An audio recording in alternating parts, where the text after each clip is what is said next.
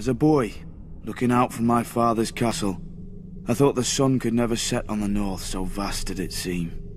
Part of me still does.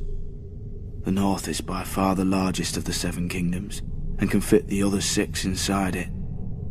Not that the others care. Cold and damp, that's how the southerners see the north. But without the cold, a man can't appreciate the fire in his hearth. Without the rain, a man can't appreciate the roof over his head. Let the south have its sun, flowers and affectations. We northerners have home. Mine was once Winterfell, the ancient seat of my father's family, House Stark, who have ruled the north since the first men and were once the kings of winter. Growing up, Lady Catelyn made sure I knew I wasn't a Stark, no matter how much blood I shared with her true-born children. But where their name rules over the north, mine is the north. Snow. Our land stretches from the wall down to the neck, a narrow land that divides us from the rest of Westeros. Legend has it that the children of the forest flooded it in their war against the first men. If that's true, every Northman owes them a debt of gratitude. The swamps of the neck are as good as the wall for keeping out unwelcome armies. And if the swamps don't deter you, the Crannog men should. Small, shy people who rarely leave those swamps, and who follow House Reed, the gatekeepers of the north, and among the most important and loyal bannermen of House Stark. Also a bit strange.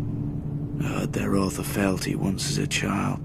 It's like no other lords, ancient and dark. They swear by earth and water, by bronze and iron, and by ice and fire. Where House Reed holds the gate to the north, House Manderley holds the port, White Harbour, the closest thing to a southern city we have, governed by the closest thing to a southern family we have. Generations ago, the Manderleys were driven from the Reach, but the Starks gave them their land in return for fealty. Now White Harbour is the richest city of the north, and the Manderleys the richest family. Not in gold and silver like their southern counterparts, but in fish, grain, and trade. As for the other great northern houses, the Starks brought them into the fold during the Age of Heroes.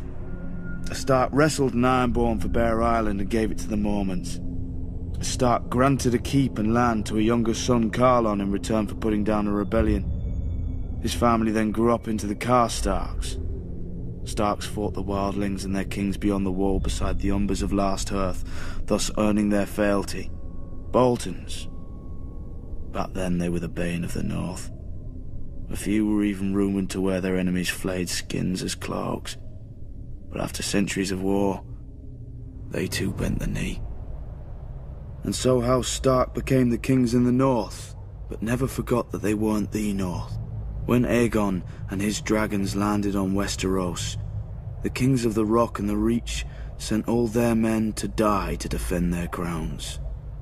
Torrhen Stark knelt, to spare his people the same fate. He placed duty above pride, just as my brothers in the Night's Watch had done for thousands of years at the Wall.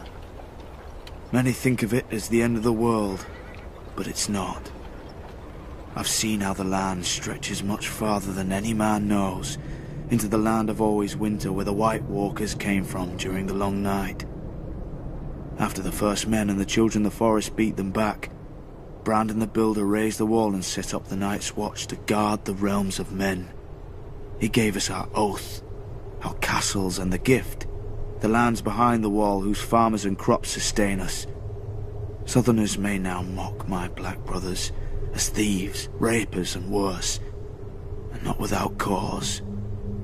But the North remembers why we are there, and if we fall, the South will get a very harsh and very cold reminder.